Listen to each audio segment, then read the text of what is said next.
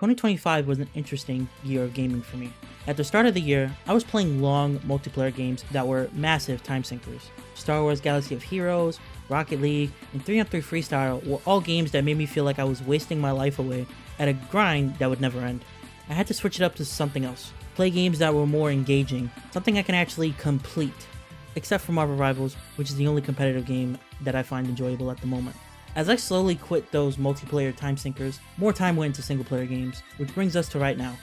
Today, I want to recap my single player experiences of 2025, state whether or not I recommend these games to you, and catch up to prepare for a new video idea I decided to work towards. Disclaimer. 1. All of these are my own opinion and you're entitled to your own. 2. I'm very cheap and don't like paying full price.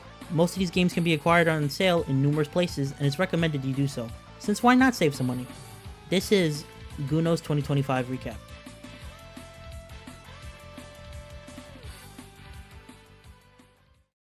Have you ever wondered what dating was like for people during the pandemic? 5 Dates gives you a peek into the life of Vinny, a single man looking to just find some love, and going on video dates with your choice of 5 unique women. Each of them have things that make them tick, and quirks that make every run feel different from the other date options. Personally, I feel the date choices feel imbalanced, with some of the women having more agreeable opinions while others have very polarizing takes that make them easily dislikable. What? It's just an ordinary crabby. Oh my goodness! Regardless, I recommend playing this game through a couple of runs since the dialogue is really enjoyable, and getting to the wholesome moments are very rewarding.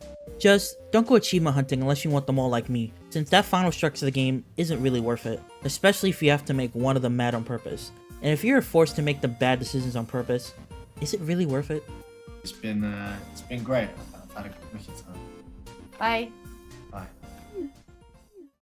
Tower defense doesn't usually tickle my fancy, but add in some cute crabs, level ups, and some roguelike elements, and now I'm more properly convinced.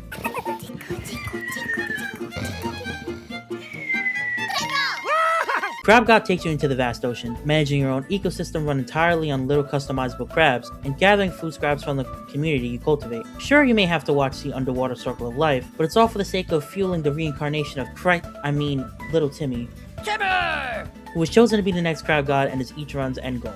I very much recommend this game, and while I only completed one playthrough, everyone has different abilities to try on each level up. Make sure you have a balanced team of crabs and sturdy walls by the time nighttime comes, or your little Oberyn Martell will be fighting against the terrors of the night on his own.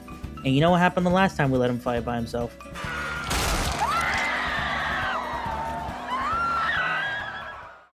What a polarizing game to come out in 2025. A launch title that truly nobody asked for, and we got it anyway. And yes, I know that Mario Kart World is an online multiplayer game, but I'll be mainly talking about Grand Prix in terms of completion. Starting with an uproar that came from a single price tag to a design choice that had us all turned around, which is strange because I'm pretty sure my Switch 2 came bundled with a drag racer. Jokes aside, even with mediocre track design, this is one of the best feeling Mario Kart games to play. A new parkour and trick system, a playable cow, and this colorful interconnected world that somehow brings new and redesigned retro tracks onto one big island. Speaking of tracks, this game has one of the best rainbow roads I have ever played, even if you have to play through every Grand Prix just to unlock it. This game also brings back one of my favorite tracks, so I have to give it props.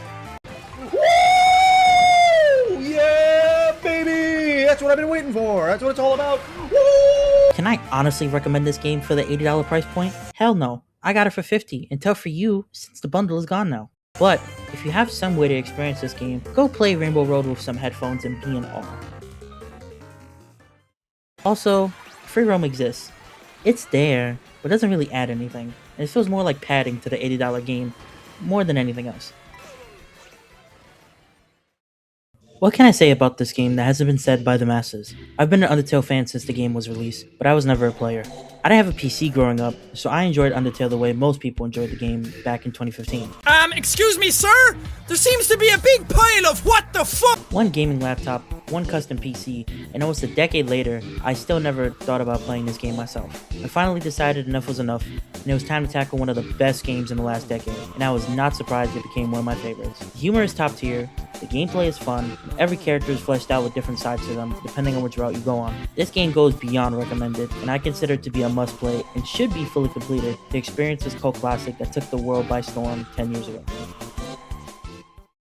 I had no idea that I would be playing one of my most favorite games of all time and picking up Donkey Kong Bonanza. Yes, this is a $70 game, but I promise it's worth every penny, and I would make the same decision if I could. Coming from the same team behind Mario Odyssey, Bonanza adds to the original formula and makes an experience like no other. The collectathon aspect of the game feels more rewarding since it links to the RPG system where bananas help you level up your character. Do you want to rush through the layers and be a banana collecting machine? You can do that. Do you want to sit on one layer and just dig through a bunch of dirt and see how much gold you can get?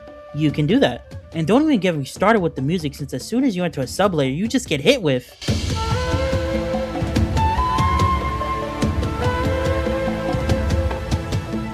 If I had to give just a little bit of constructive criticism, it would have to be that the final boss went on too long, even though it was a good ending to the game's story. Even with the $70 price point, this game will never make me feel buyer's remorse, and I recommend anyone that has a Switch 2 should buy this game ASAP. Like, how could you not? They even gave Donkey Kong Super Saiyan.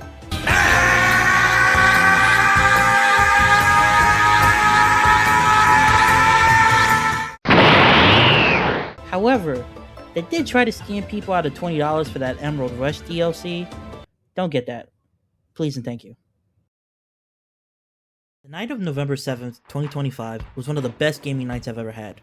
Dispatch had come out 2 weeks prior, but due to being busy, I wasn't able to play through chapter 1 through 6, having to dodge spoilers like the plague.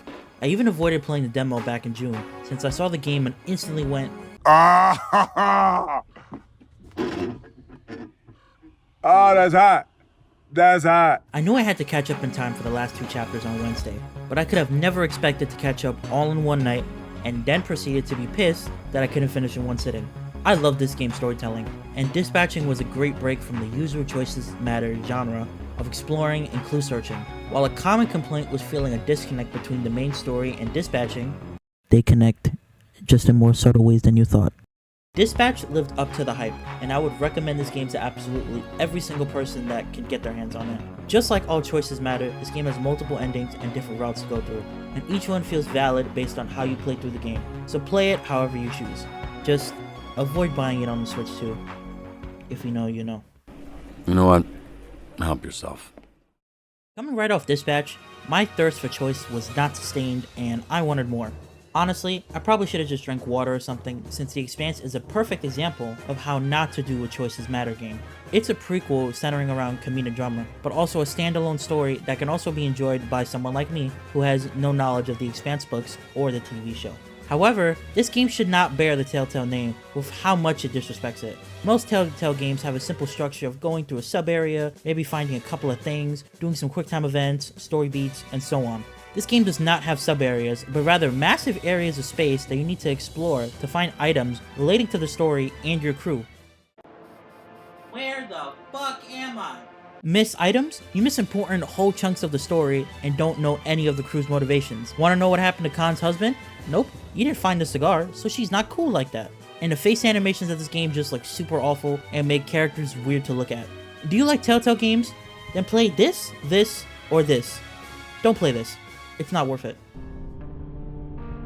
Nah, I don't think so, Pampa. So, that about wraps up today's video. I plan on making one for every month of the year for 2026, which, if you haven't realized by the date of this video, I'm behind by 2+ months. To combat this, I plan on having the next video up in about 3 weeks so I can catch up. I hope you all enjoyed it, and I will see you guys next time.